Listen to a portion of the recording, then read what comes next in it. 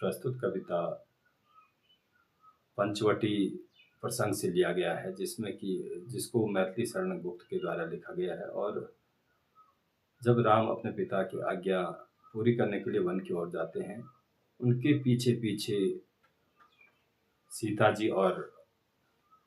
जी के पीछे पीछे लक्ष्मण जी भी चल देते हैं।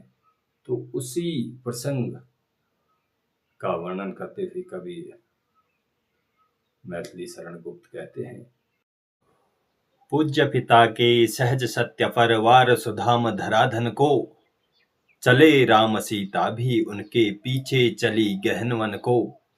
उनके पीछे भी लक्ष्मण थे, कहा राम ने कि तुम कहाँ, बिनत वदन से उत्तर पाया, तुम मेरे सर्वस्व जहां। सीता बोली कि ये पिता की आज्ञा से सब छोड़ चले, पर देवर तुम त्यागी बनकर क्यों घर से मुंह मोड़ चले। उत्तर मिला कि आर्य वरवश बना न दो मुझको त्यागी, आर्य चरण सेवा में समझो मुझको भी अपना भागी। क्या कर्तव्य यही है भाई, लक्ष्मण ने सिर झुका लिया, आर्य आपके प्रति इन जन ने कब कब क्या कर्तव्य किया। प्यार किया है तुमने केवल, सीता यह कह मुस्काई, प्यार किया है तुमने केवल, सीता यह कह मुस्काई। किंतु राम की उज्जवल आंखें सफल सीप सी भर आई, किंतु राम की उज्जवल आंखें सफल सीप सी भर आई। चारु चंद्र की चंचल किरणें, चारु चंद्र की चंचल किरणें खेल रही हैं जलथल में, स्वच्छ चांदनी बिछी हुई है अवनि और अंबर तल में।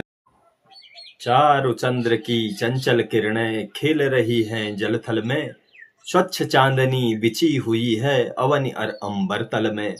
पुलक प्रकट करती है वसुधा हरित तृणों की नोकों से, मानो झिम रहे हैं तरुबी मंद पवन के झोंकों से।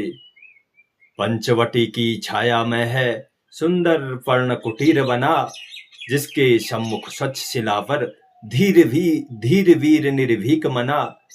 जाग रहा यह कौन धनुर्धर, जबकि भुवन भर सोता है, भोगी कुसुमायुध योगी सा बना दृष्टिगत होता है।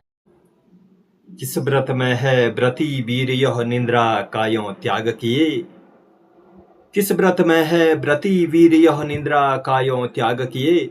राजभोग्य के योग्य विपिन में बैठा आज विराग लिए, बना हुआ है प्रहरी जिसका उस कुटीर में क्या धन है। जिसकी रक्षा में रत इसका तन है मन है जीवन है। मर्त्यलोक मालिन्य मेटने स्वामी संग जो आई है, तीन लोक की लक्ष्मी ने यह कुटी आज अपनाई है। वीर वंश की लाज यही है, फिर क्यों वीर न हो प्रहरी। विजन देश है निशाशीष है, निशाचरी माया ठहरी। कोई पास न रहने पर भी जनमन मौन नहीं रहता, आप की सुनता है वो आप से कहता है।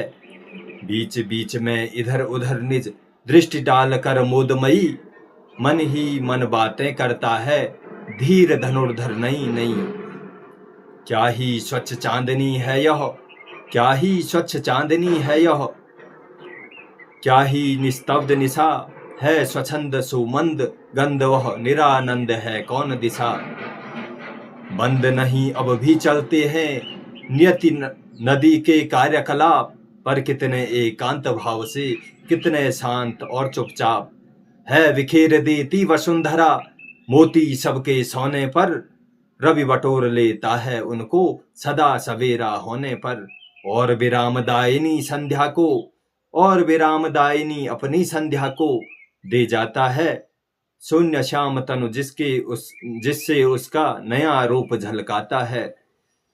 चारु चंद्र की चंचल किरणें खेल रही हैं जलथल में, स्वच्छ चांदनी बिछी हुई है अवनि और अंबर तल में।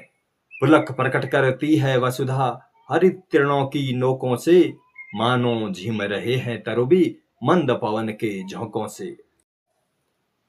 सरल थरल जिन तुहिन कणों से हंसती हर्षित होती है, अति आत्मिकता प्रकृति हमारे साथ उन्हीं से रोती है। अनजानी भूलों पर भी वह अदय दंड तो देती है, पर बूढ़ों को भी बच्चों सा सदय भाव से सेती है। 13 वर्ष व्यतीत हो चुके, पर मानो है कल की बात। वन को आते देख हमें जब आर्त अचेत हुए थे तात। अब वह समय निकट ही है जब अवधि पूर्ण होगी वन की, किंतु प्राप्ति होगी इस जन को इससे बढ़कर किस धन की। और आर्य को राज्य भार तो वे ब्रजार्थ ही धारेंगे, व्यस्त रहेंगे हम सबको भी मानो विवश बिसारेंगे। कर विचार लोकोपकार का, हमें न इससे होगा शोक, पर अपना हित आप नहीं क्या कर सकता है यह नरलोक। मझली माँ ने क्या समझा था कि मैं राजमाता हूंगी, निर्वासित कर आर्य राम को अपनी जड़ें जमा लूंगी चित्रकूट में, किंतु उसे ही देख स्वयं करुणा थकती। उसे देखते थे सब वह थी निज को ही न देख सकती। अहो राजमातृत्व यही था, हुए भरत भी सब त्यागी, पर 100 सम्राटों से भी है सचमुच वे बड़भागी। एक राज्य का मूढ़ जगत ने कितना महामूल्य रखा, हमको तो मानो वन में ही है विश्वानुकूल रखा। होता यदि राजत्व मात्र ही लक्ष्य हमारे जीवन का, तो क्यों अपने पूर्वज उसको छोड़ मार्ग लेते वन का। परिवर्तन ही यदि उन्नति है तो हम बढ़ते जाते हैं, किंतु मुझे तो सीधे सच्चे पूर्व मार्ग ही भाते हैं।